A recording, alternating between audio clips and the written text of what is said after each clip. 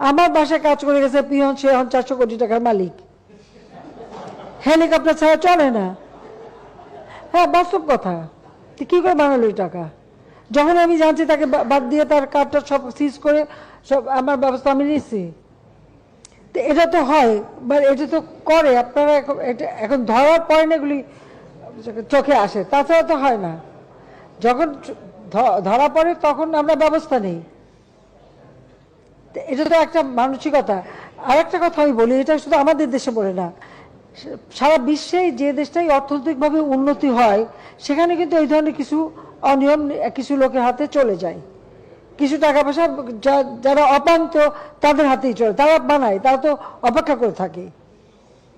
এটা যুগ যুগ ধরে এভাবেই চলে আসছে। হ্যাঁ, এর বিরুদ্ধে ব্যবস্থা নিলে হয়তো সেটা কিছুটা নিয়ন্ত্রণ করা যেতে পারে।